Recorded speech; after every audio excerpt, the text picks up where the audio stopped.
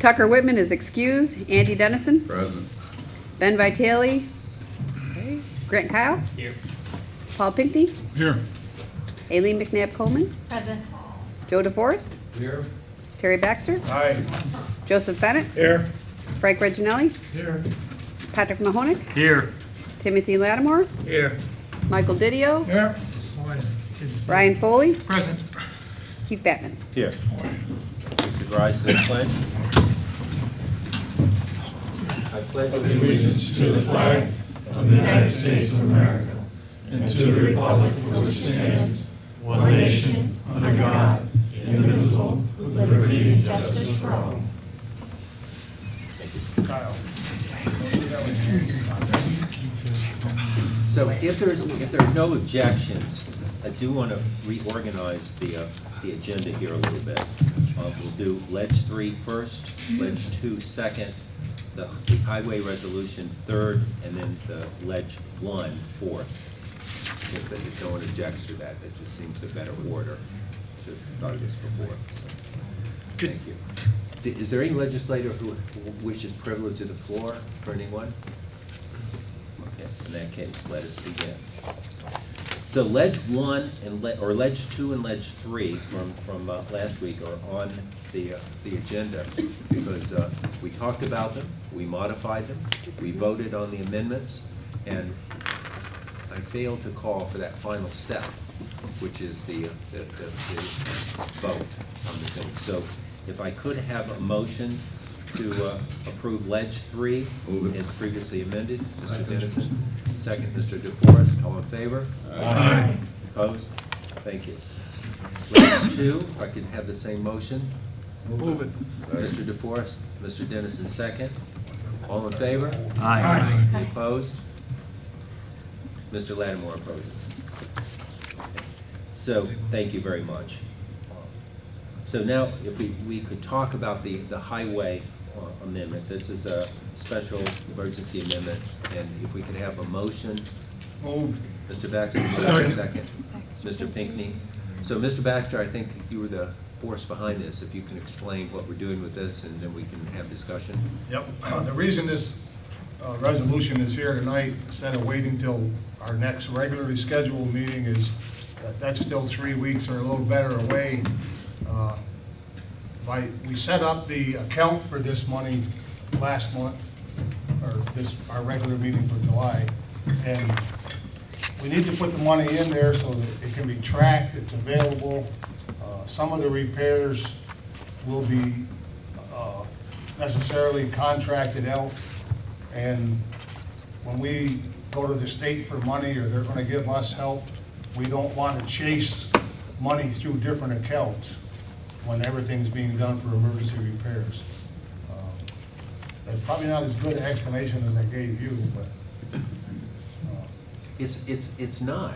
it's not. But the explanation you gave me was much better. Much better, but I was wound up. I think that's probably good, though. So, excuse me. So there's any discussion on this? People understand why we're doing it, Mr. Dennison? I understand what we're doing. Where's the money coming from, you guys? From the Fund D balance. fund balance, not the A, but the highway fund balance. And if there's FEMA money or any other kind of money, maybe you explain that more, that will replenish where it's Exactly. coming from then? Right. Yeah, Can and we- that's kind of what Terry was getting from, is that if we become eligible for FEMA money, we have to be able to track what we spent. And if we transfer money now from fund balance into that special account, which was set up in the past, then we have everything in one place, easy to track, easy to identify, easy to prove. If we have it in multiple, in the capital account, highway account, here and there, then it can still be tracked, it's just a pain in the butt. Mr. Hood? Neil, I think I saw or heard or something about $4 million worth of damage down there. What's the FEMA threshold, or I know there was some talk about that in the past. Are we close to it, I guess, is the... In our county, it's $285,000 to be included in a federal declaration. The state has to achieve a $27 million threshold. I believe that they're well on their way to achieving that between our county and 5 or 6 other counties that were impacted. But FEMA comes when FEMA's ready to come and when the president decides there's gonna be a declaration. Until then, we're, really, the towns, the villages, and the county are on the hook to take care of our own. I'm optimistic that we'll reach that. We've certainly met our threshold 5-6 times over just in infrastructure. And we've already received, or we should have by the end of this week, an SBA declaration, which is a stepping stone to FEMA. And the state is engaging with their Division of Financial Services to support the people down in Moravia that have been impacted by this. So all the right steps are going the right direction, but we won't get a FEMA declaration until there's a FEMA declaration. But I believe they're close. All right, thanks. But also, before you sit in, it's also my understanding, what is the number that throwing around estimate once everything's taken into account? Our infrastructure, so roads, highways, bridges, so on farm damage, personal damage, business damage. I don't have a number to give you for that. I can tell you that the preliminary damage assessment for infrastructure or public assistance, which is infrastructure, roads, bridges, was right around $3.75 million, and it's growing every day when guys are working and they're using machinery, and it doesn't take into account the forced labor and the equipment that's being used. So that'll all add on to that $3.74 million.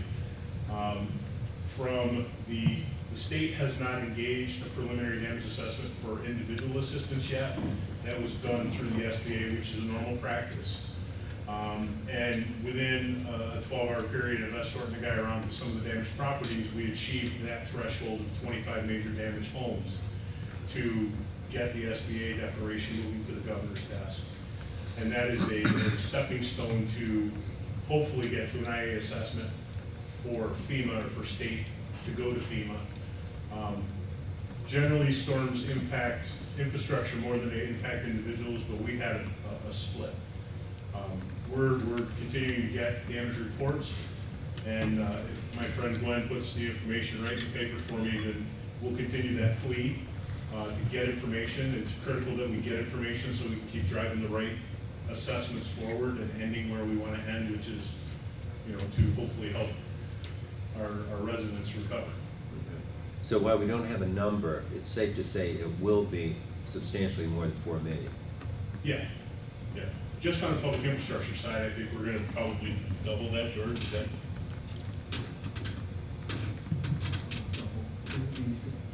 Substantially more. Yeah. So, great, thanks. Mr. Didio? That, Neil, that pertain to the Fairhaven area also?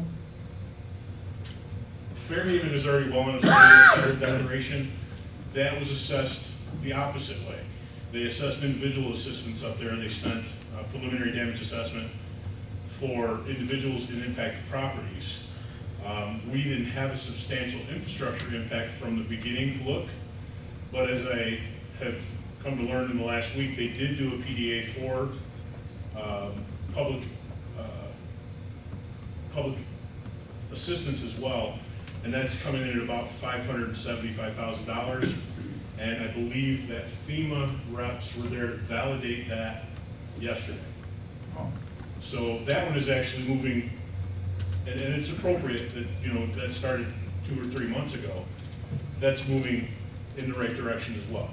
That one, I believe they're looking at a PA and an IA. And again, we've got more road to cover before we get to, no pun intended, before we get to a PA and IA down south. Great, But they're both moving in the right direction. thank you. Mr. I think you can check with Farm Bureau because they were getting numbers on the agriculture side. Maybe I should just stay standing. I actually got an email from Doug Verbers from Soil Water, who works at FSA or manages the FSA, and they are continuing to assess the agricultural impact. That's a piece that we spoke a little bit about with Senator Seward and Assemblyman Finch. We don't want the farmers to be left behind, as they're a huge part of our industry. And it seems like Doug and people out of Soil and Water are kind of tracking that moving forward with it. Mr. Lattimore? Mr. Chairman, you were with Senator Schumer the other day. Hopefully, we discussed some of those issues in regards to maybe some funding. But we also have, we had a program at the college, the IAGT, which could assess farmland damage and other damages if the NASA portion was up. Are they involved at all? Do you know? I do not. From our perspective, we have not interacted with them on either of these disasters. I mean, when we had 911 disaster in New York City, they were able to assess some of the damage to the buildings. I mean, this should be a good example for where they could go to use. I can reach out and see if they're able to help you. Thank you. Okay, any other questions or comments? Mr. Foley? Can we just get a clarification? The 777,000 as opposed to the 1.3 million. What is the difference there, and do you expect to come back for that maybe in the future? I probably will be coming back for one way in the future. The 777 will be a good start. Some permanent fixes, some temporary fixes. There's a couple of slope failures that we have that could be substantially more money. I would like to think that they won't be in the $300,000-$400,000 area, but they could be on some of the inside curves. Another bank on Bloodhaven Road.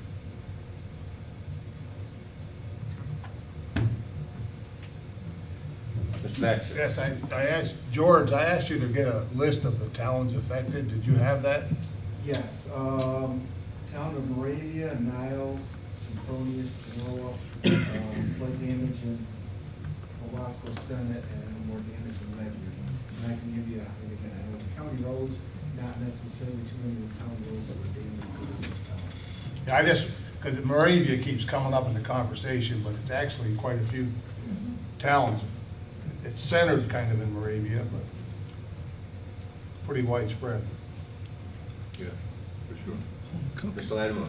Mr. Chairman, I'm all for the assistance to our towns and villages when we have an emergency situation. I just hope that if the city ever needs help in the future, like we almost lost a dam one time, which would have created a lot of damage down through the center of town, that this county would also come to its aid. Yeah, and I would hope we would as well, but I want to be clear, this is not help to the towns and villages. These are county roads. Okay. These are not state roads, they're not town roads, they're not villages roads, they're not private roads, they're county roads, 100%. So your point is taken, though. We may want in the future to support the towns and villages or the city. That's, Yeah. I mean, if the town needs assistance, I'd be glad to help. Okay, any other? Mr. Bennett? Yes, Mr. Chairman, I'd like to offer up an amendment to this. Okay, I'd like to change that from 777,000 to $1 million even. okay, a I'll second? second that. Okay, a second. And the discussion on that, the thinking for that, on that? It's gonna be more. Seems like Thing, it's, seeing George says he's gonna be coming back to us, we might as well just have it right in the fund, the balance now. Right. And then, if it's not there, it's there, he's got it for some other possible. Okay. Any discussion on that? Mr. Dennison? I'm good with that. If for some reason, which it doesn't sound like there will be, anything left, it should go right to more roads being repaired. Well, if there's anything, my understanding of what would have to happen, because this is a disaster, bad news repair thing. So I don't think it could be used legally for regular road work. It would have to go back, either go back to the fund balance in the highway fund, or it would have to come back to this body for reallocation. I think, isn't that right? That's my understanding, yes. Mr. Pinckney? but the 1.3 is what you're saying would be the worst-case scenario, possibly? That's a preliminary estimate. Could be better, could be worse. Yes. Probably worse. So I don't have any problem, going with $1 million at this point in time.